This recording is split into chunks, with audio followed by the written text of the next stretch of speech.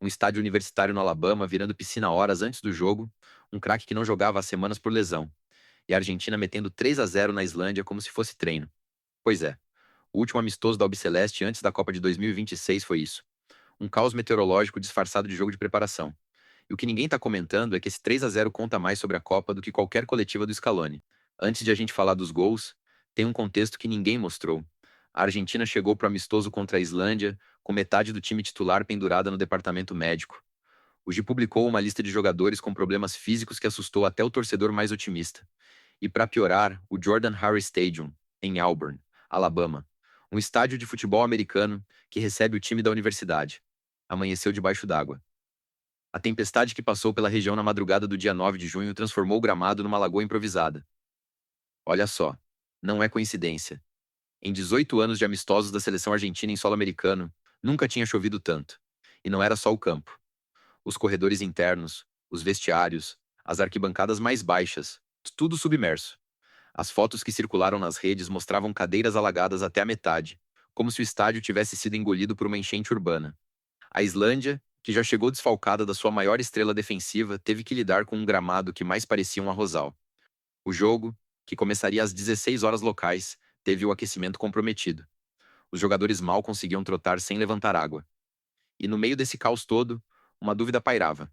Messi jogaria ou não? Vamos aos números da bagunça. Segundo o Terra Sports, a Argentina chegou ao amistoso com nada menos que 7 jogadores convivendo com lesões ou sobrecargas musculares.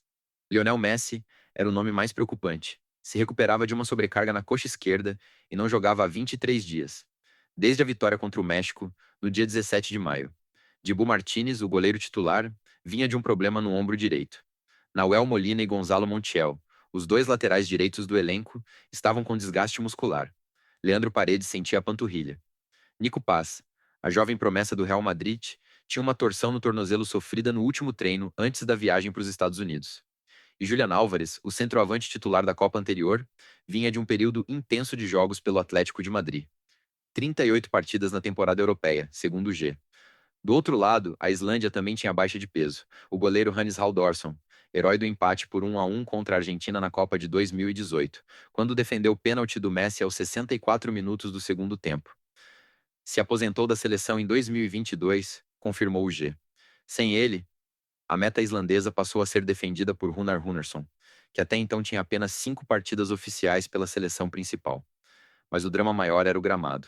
O Jordan Hare Stadium, que comporta 87.501 pessoas, tem sistema misto de grama natural com grama sintética costurada, o chamado sistema híbrido.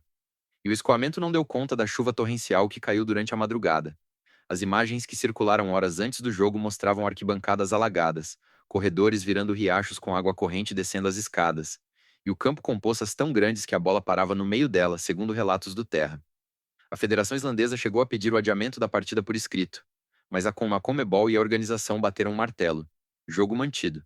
O horário de início foi adiado em apenas 15 minutos por causa da água acumulada no círculo central. Uma concessão mínima diante do tamanho do problema.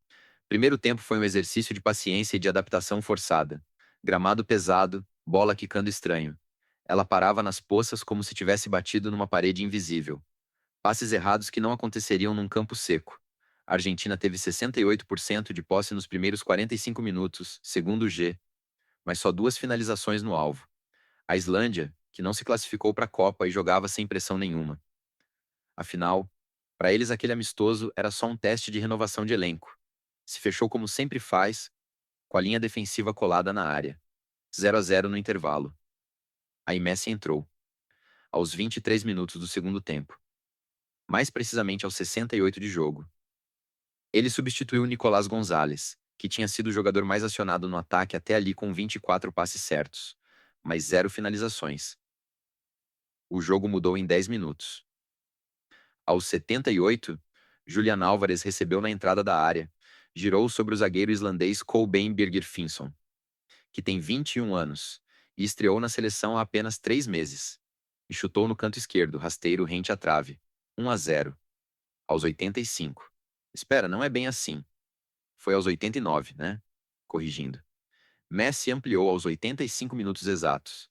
Assistência de Lo Celso, que achou o camisa 10 livre na marca do pênalti depois de um passe em profundidade de 30 metros.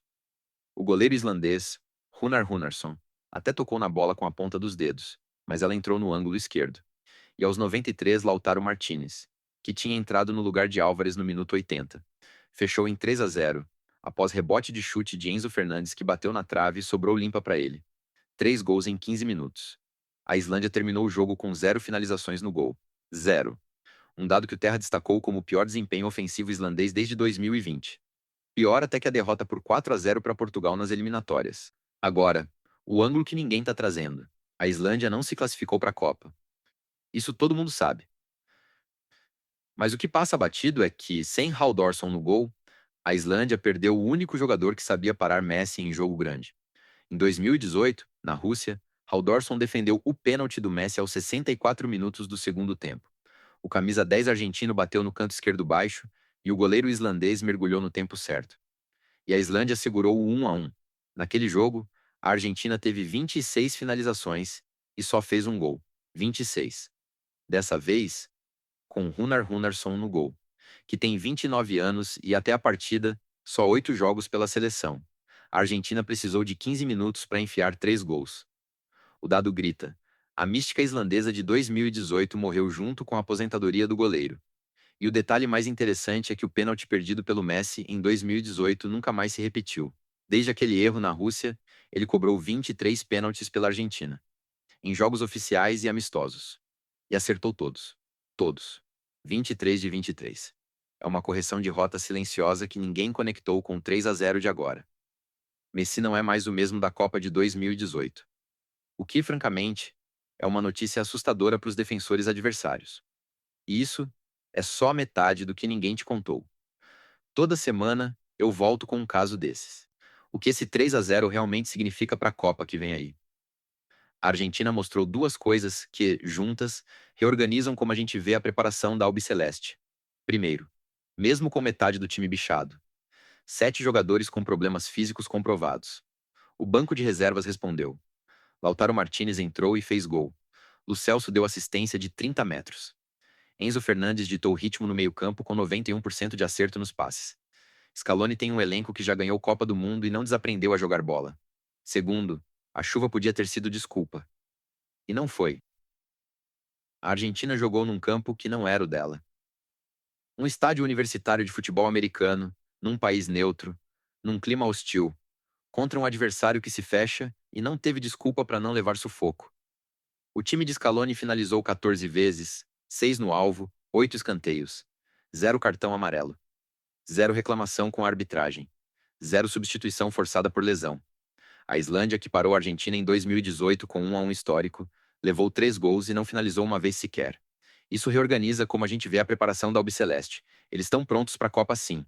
E o que antes era dúvida vira certeza. E não é exagero de torcedor. Os números, as circunstâncias adversas e a resposta do elenco formam um quadro que assusta qualquer adversário da chave argentina. Argentina 3-0 dentro d'água, Messi de volta, e a Islândia sem finalizar no gol. 3 fatos que sozinhos já contam uma história inteira. Manda nos comentários. A Argentina chega para ganhar a Copa de novo ou a Romênia de 2026 surpreende logo na estreia. Se gostou, clique em inscrever. Toda semana tem um Express novo às 18 horas.